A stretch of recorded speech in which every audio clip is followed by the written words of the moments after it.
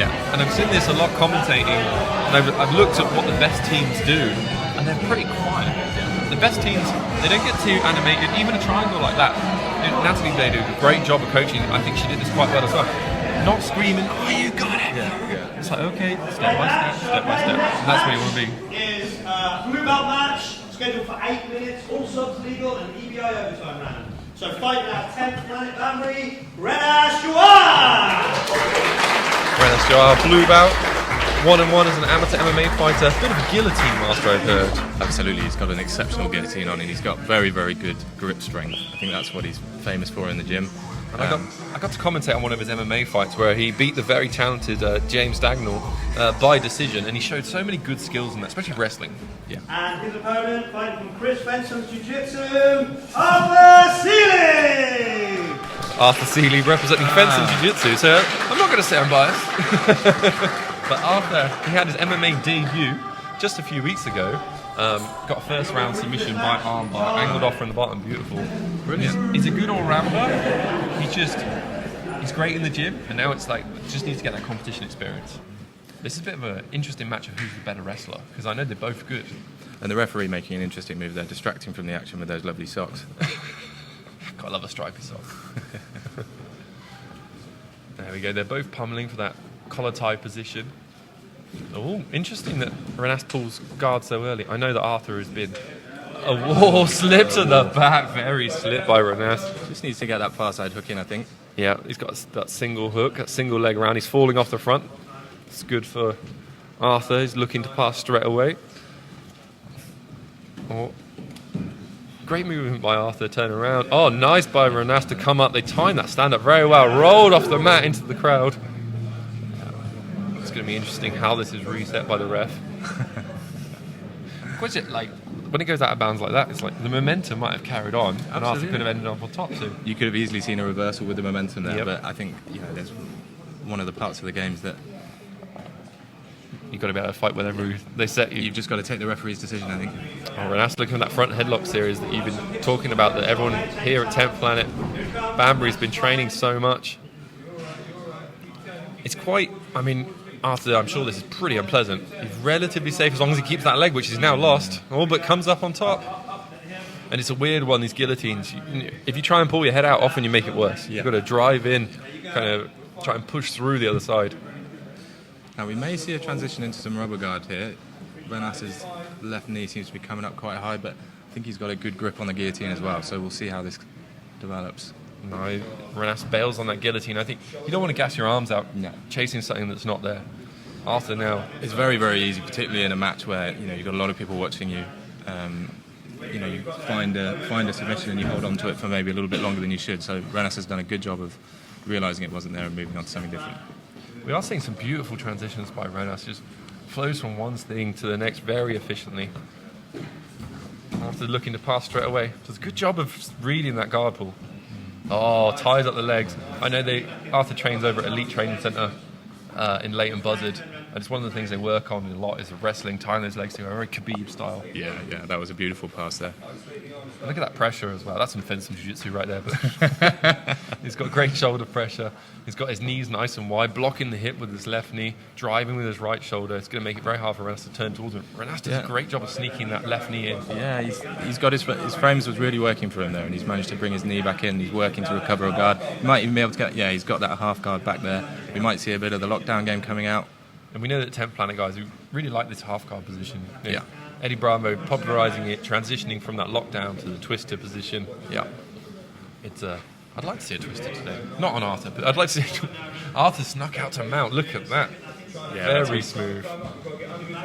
Maybe Renas was slightly distracted thinking of Hearing us talking about twisters. 10th Planet options and got mounted. And this is what we saw in Arthur's last MMA fight as well. He's incredibly patient. Yeah.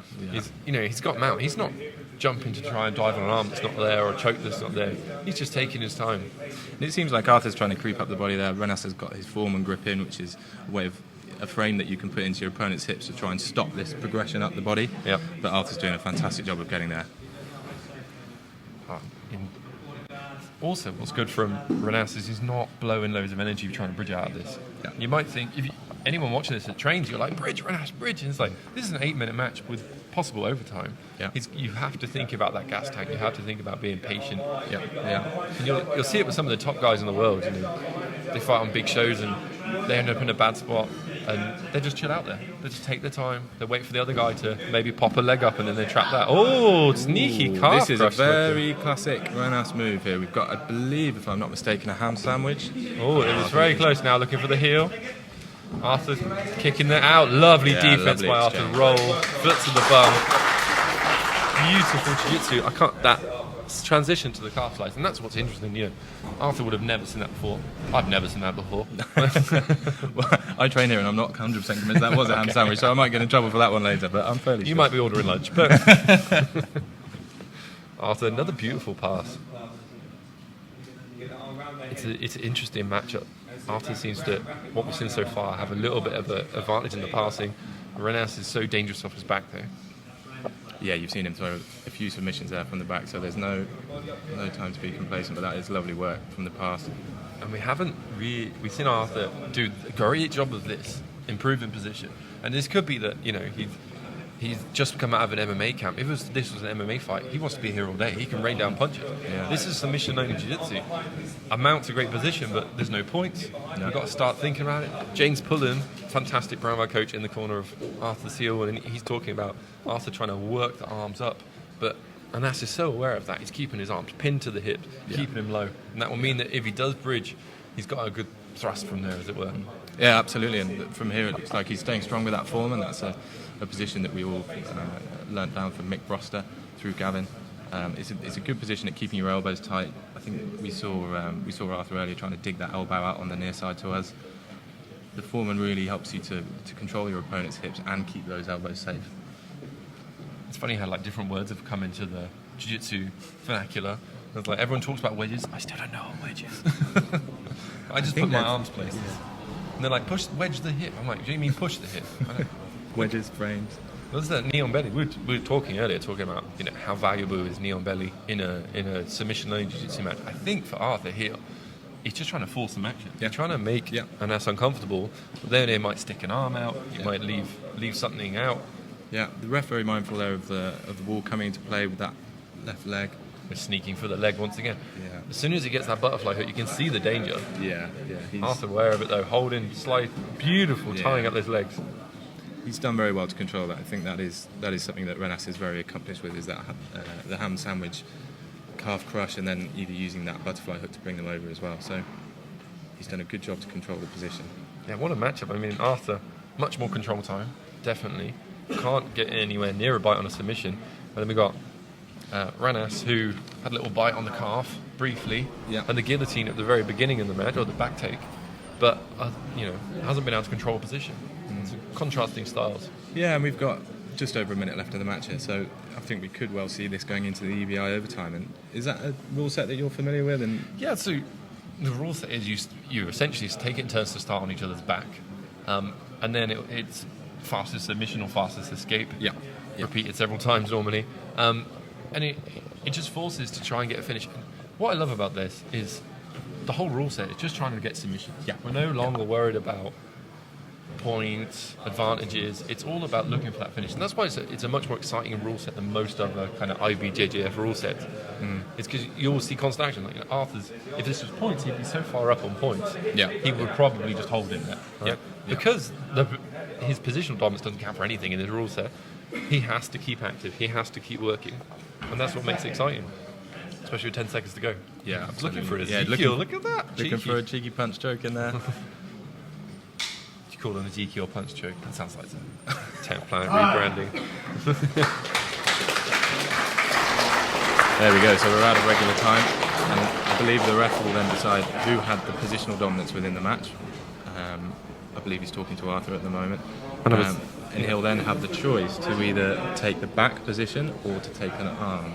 He's chosen to take the back, and I know this is something over in Elite Training Centre, Leighton Buzzard, Coach James Pullen. It's something they've been working a lot, and they do a lot of positional sparring there. Yeah. So Arthur should be good here, but you probably maybe got to give the advantage to the 10th Planet guy. They train this rule set more. The EBI overtime rules are something that we drill, every time we're in session. So But Arthur straight to that body triangle, and that's a nightmare to get out of now for Renas. The side that Renas has gone to, he's working to try and get those hips free. With the body triangle there, makes that very difficult. Yeah, I've been training a long time, and all the body triangle escapes I've seen, none of them are that good. I feel like there's a Gordon Ryan one, which is probably the best one. He kind of Looks like he's got a pretty unhook good grip it. under the chin there. Oh, sneaky by. This is that body triangle in, but the foot under the other leg. Yeah, it's a good way of hiding it sometimes, isn't it? Particularly if you're very active at the top. Looks like a very deep decep choke is in there. He is gassing his arms out. He is squeezing with all his might. You got to love that Arthur Searle just going for this. He's now switching, trying to get a different grip. I think he knew that he didn't have it, but he's got such good control of the back. Here now, Chris. We can see a slightly better view. And he's trying to sneak under the chin with those grips, and that's one of the evolutions we saw with the Danaher Death Squad. They start trying to look to trap arms. That was a good amount of control time. Yeah, that was a very good amount of control time, and that is one of the big advantages. Well, I suppose that, it's a conversation, but one thing that a lot of people say about back control in the EBI is that it's slightly easier to control the ride time a little bit. Yeah. The spider web position is very good for attacks. There's a huge amount you can set up there, but arguably is slightly easy to escape from. So I think we'll probably see Renas try and get a quick finish here. Yeah, I think this is why he's elected this position. It's possibly harder to finish, but faster. That's what he's looking for. Yeah. Arthur's doing a very good job. Arthur what he wants to do is drive in, stack in, put pressure on him. Yeah, it's gonna be hard from there. Oh, he's driving in beautifully now as Arthur Searle. Renas looks like he's got a pretty good grip on the underside. He does have a very good grip, but this is where Arthur wants to be. Yeah, snuck out by Arthur. Very effective. Did everything correctly. Yeah, very good exchange there.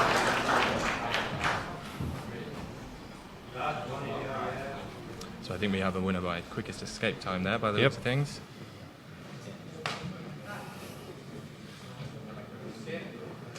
Excellent work by both fighters.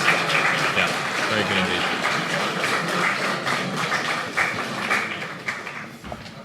Oh yeah. Excellent performance by Arthur.